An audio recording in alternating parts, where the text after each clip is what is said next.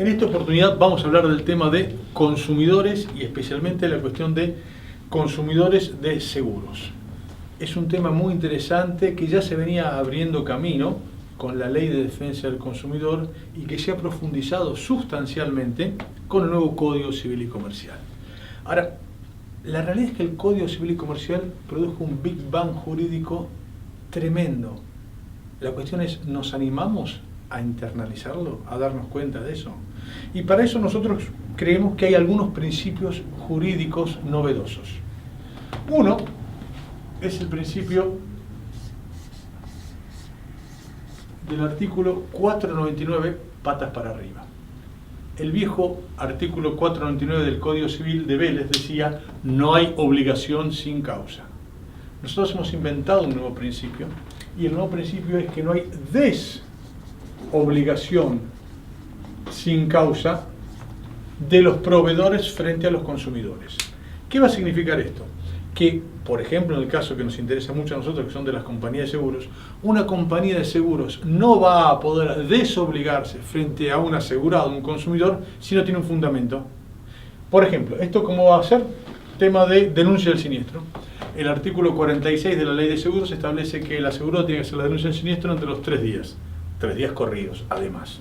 Y entonces, ¿qué sucede? ¿Qué pasa si el asegurado hace la denuncia el día 10 o el día 50?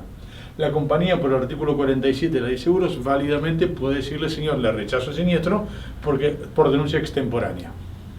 Es lógico, es razonable. Pues bien, nosotros vamos a aplicar acá el principio no hay desobligación sin causa. ¿Qué va a significar eso? Que para que un proveedor, en este caso compañía de seguros, para poder desobligarse válidamente frente a un consumidor, va a tener que demostrar cuál fue el perjuicio sustancial que sufrió por el incumplimiento del asegurado del consumidor.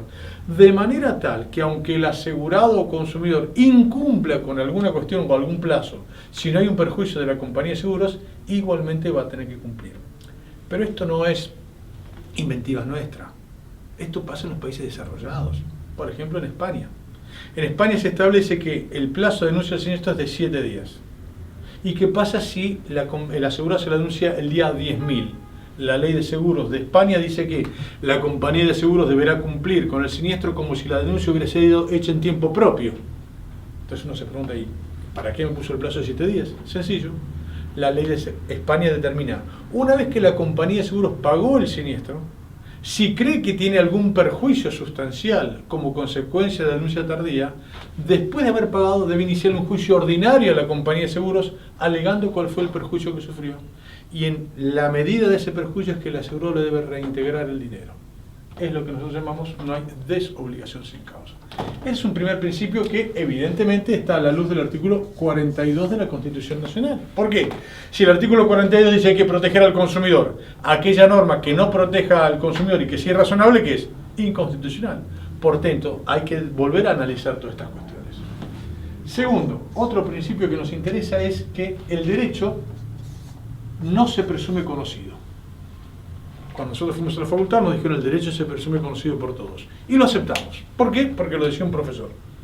Ahora, ¿esto es verdad? ¿Qué opina nuestra madre, nuestra tía, nuestro vecino? ¿Saben todo el derecho? ¿Lo sabemos nosotros, los abogados? La respuesta es por supuesto que no. ¿Y esto se utiliza para qué? Para manejar la sociedad y para bajar línea.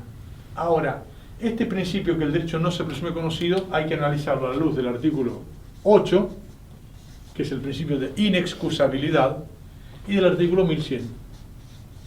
El artículo 8 dice que no sirve de excusa el no conocimiento de la ley.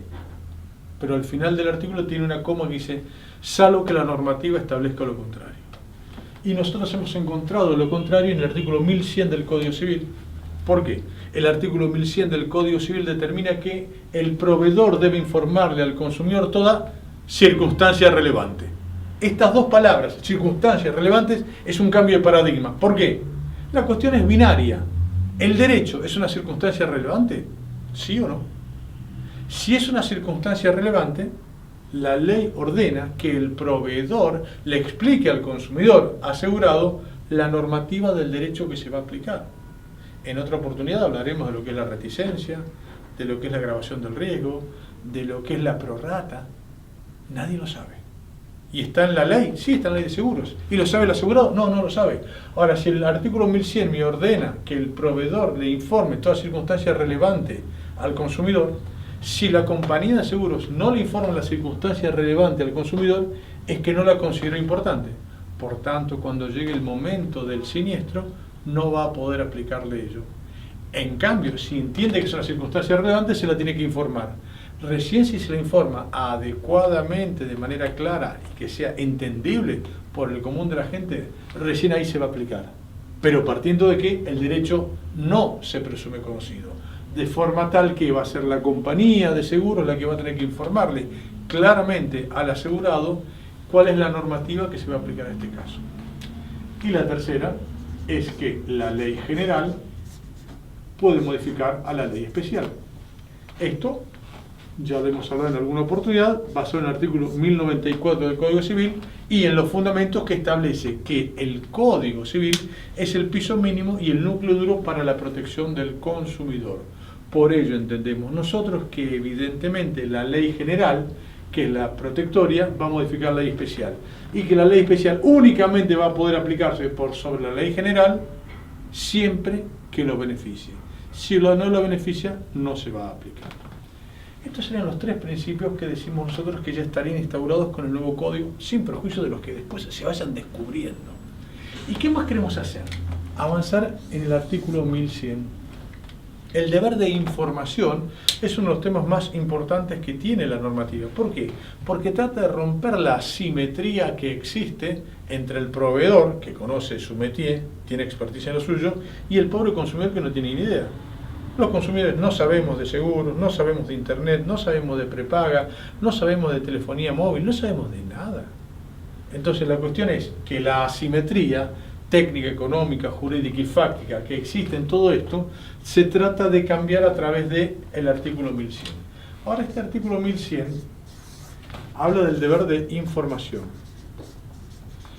El deber de información implica explicar las características y peculiaridades que tiene el bien o servicio que se vende. Ahora, nosotros creemos que dentro del artículo 1100 también tenemos lo que llamamos el deber de consejo. ¿Qué es el deber de consejo? Es el deber de asesoramiento. Y el deber de asesoramiento es que le explique el proveedor si el bien o servicio que va a adquirir el asegurado o el consumidor le sirve o no le sirve. Y este deber de consejo en el tema de seguros es básico y fundamental. ¿Por qué? Porque nosotros tenemos a los productores de seguros, llamados productores asesores de seguros, donde la ley 22.400, en el artículo 10, determina que el productor de seguros debe asesorar al asegurado, de manera tal que si no se cumple con el deber de consejo, se está violando una normativa básica y fundamental. Y no solo eso, esto lo vamos a relacionar con el artículo 40 de la Ley de Defensa del Consumidor. ¿Y qué dice el artículo 40? Es una norma revolucionaria. Determina la responsabilidad solidaria y objetiva de toda la cadena de comercialización. Y acá viene un tema que tenemos que reanalizar y repensar todo el derecho. La pregunta es, acá está el asegurado, acá está el productor asesor de seguros y acá la compañía de seguros. El tema es, ¿forma parte el productor asesor de seguros de la cadena de comercialización de la compañía de seguros?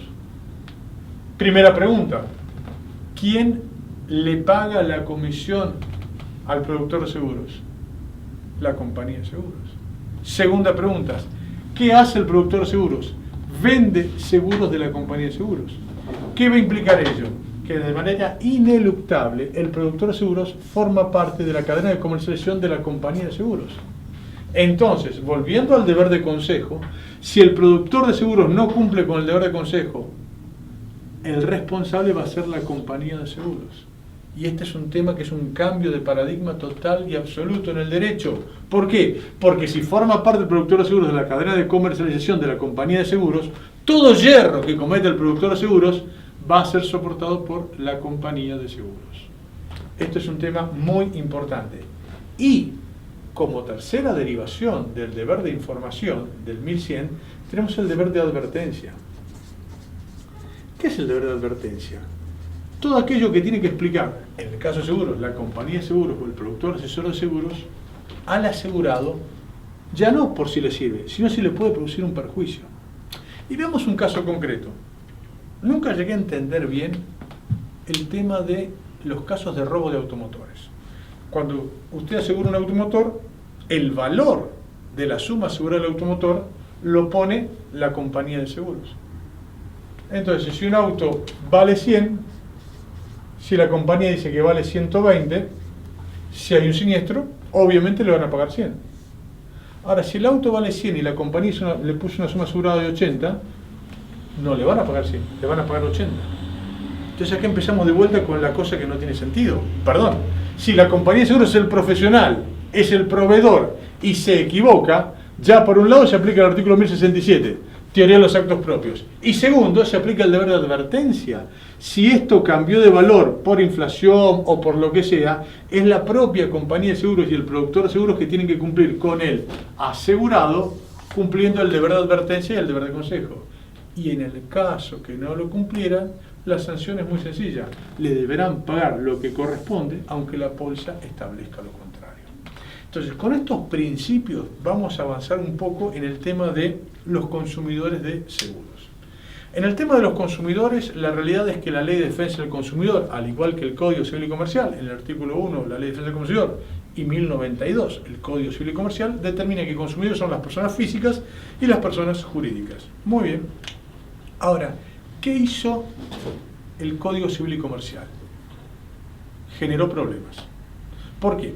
Porque en los fundamentos del Código Civil y Comercial se señala que los hacedores del Código Civil no están de acuerdo con una doctrina que se utiliza, que casualmente es nuestra tesis doctoral, que establece que la víctima de un accidente de tránsito es un consumidor de seguros. Entonces, ¿qué hizo la gente que organizó y que elaboró el Código Civil y Comercial? Derogó todo el tema del tercero expuesto. Entonces, vamos a ver que en el Código Civil y Comercial no existe el tercero expuesto y que fue derogado de la Ley de Defensa del Consumidor. Claro, y está bien, es correcto, es legal esto. Y habría que analizarlo.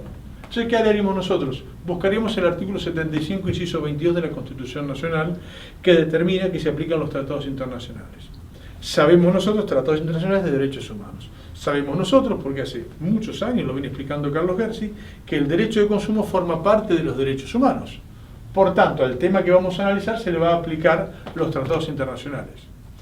Dentro de los principios de los tratados internacionales tenemos el principio pro hominis, el principio de operatividad, el principio de progresividad y el cuarto principio es el de no regresión. ¿Qué significa no regresión? Sencillamente, los derechos que tienen en derechos humanos y en consumidor son derechos adquiridos de orden público, de manera tal que las leyes que vienen con posterioridad no pueden quitar esos derechos.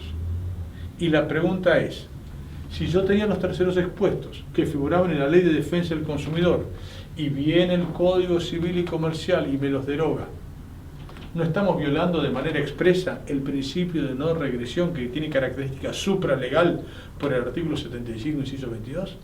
Nuestra respuesta es afirmativa. Sí, por supuesto que el Código Civil y Comercial, en nuestra opinión, en ese aspecto no soporta el control de convencionalidad. Ahora, nosotros insistimos con que la víctima es un consumidor de seguros. Y no solo por el tercero expuesto.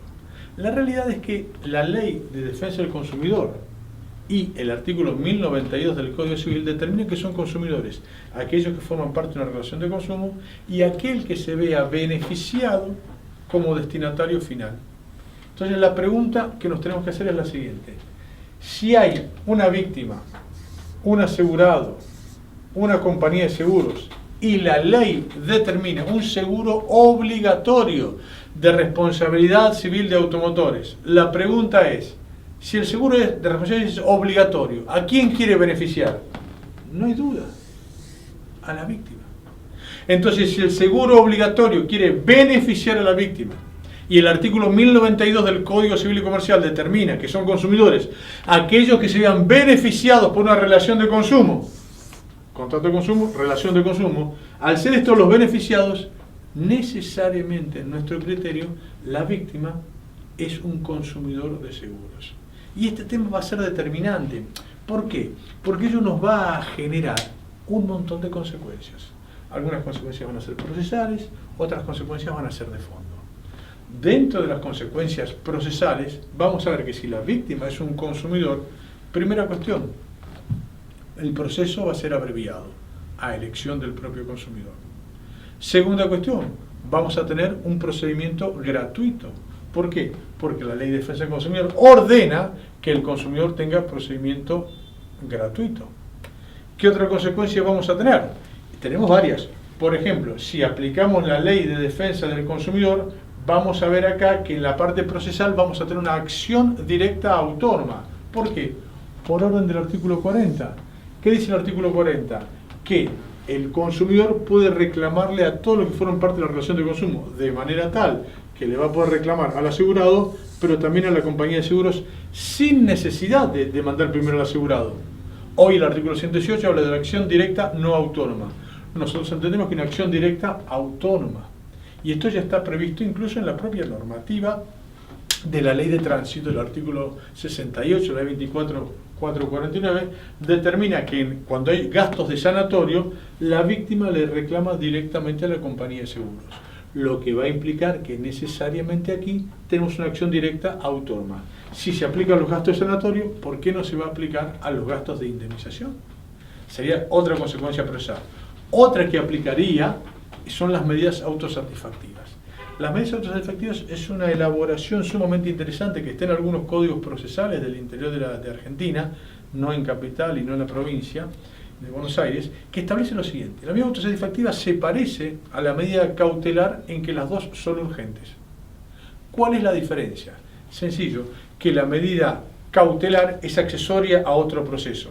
En cambio, la autosatisfactiva, ella es el proceso principal. Segunda diferencia, la medida cautelar es provisoria, en tanto que la autosatisfactiva es definitiva. Tercera diferencia, que la medida cautelar requiere verosimilitud en el derecho, en tanto que la autosatisfactiva requiere alta verosimilitud en el derecho. ¿Y cuál es la relación de todo esto con la víctima y los accidentes de tránsito? Sencillo, los gastos de sanatorio. La realidad es que, de la experiencia que nosotros tenemos, no es demasiado habitual que la compañía de seguros le pague a la víctima de accidente de tránsito los gastos de sanatorio de manera así tempestiva, oportuna. Entonces, ¿qué tiene que ser el abogado de la víctima? Puede hacer la demanda general y poner como medida cautelar la obligación legal autónoma de gasto de sanatorio, o lo que puede hacer es hacer una pequeña acción de una tutela, de una medida autosatisfactiva, pidiendo al juez que la compañía de seguros le pague los gastos de sanatorio. El juez le corre traslado por 3-5 días y la compañía de seguros tiene que pagar. Luego, paralelamente, va a poder hacer una acción paralela de daños y perjuicios la víctima. Pero esta es la importancia que tiene la medida autosatisfactiva. ¿Y qué consecuencias nos va a acarrear que la víctima sea un consumidor de fondo? Ya vimos las procesales. Y en la parte de fondo hay una cuestión que es básica. Y es el tema de los daños punitivos. Los daños punitivos han sido aplicados en todo el mundo para favorecer a los más débiles. ¿Por qué? Y de vuelta recordando al maestro Gersi, él nos habla siempre del incumplimiento eficiente.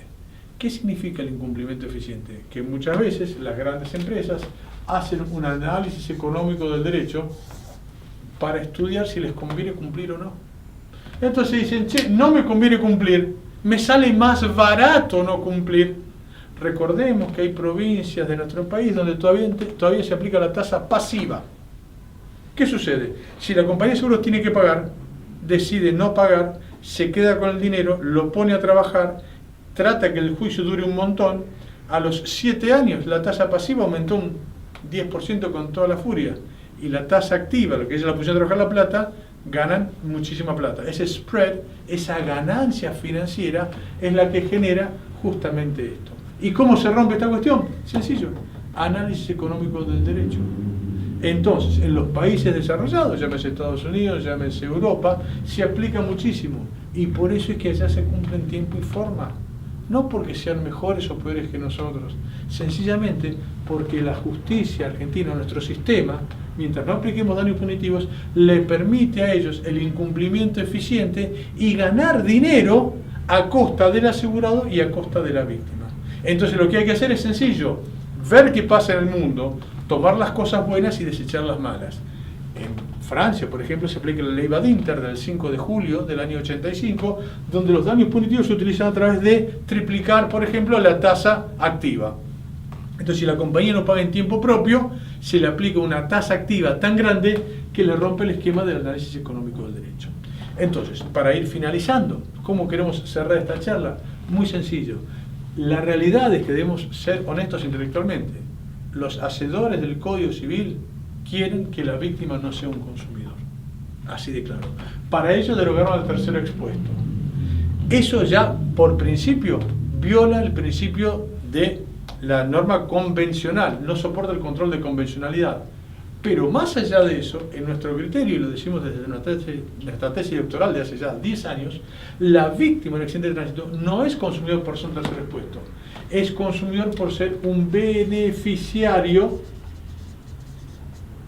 del seguro obligatorio. Como consecuencia de ello, con el artículo 1092 del Código Civil y el artículo 1 de la Ley de Defensa del Consumidor, en nuestro criterio, la víctima de un accidente de tránsito sigue siendo un consumidor y, al tomar esa categoría legal, que no es meramente teórica, sino que es práctica, tiene todas las consecuencias procesales y las consecuencias de fondo que determinamos. Muy especialmente la posibilidad de pedir la aplicación de daños punitivos a las compañías de seguros que no cumplen en tiempo y forma. Y esto no es solamente una idea nuestra, ya hay fallos de jurisprudencia que están determinando que la prolongación innecesaria o el no pago en tiempo propio de los siniestros amerita que se le aplique daños punitivos a las compañías de seguros. Amigos, entonces, cerrando, el Código Civil tiene algunas cosas que son, en nuestro criterio, erróneas, pero hay otras que son positivas. Una de ellas es que con la normativa vigente, hoy podemos decir válidamente que la víctima de accidente de tránsito sigue siendo un consumidor de seguros. Gracias.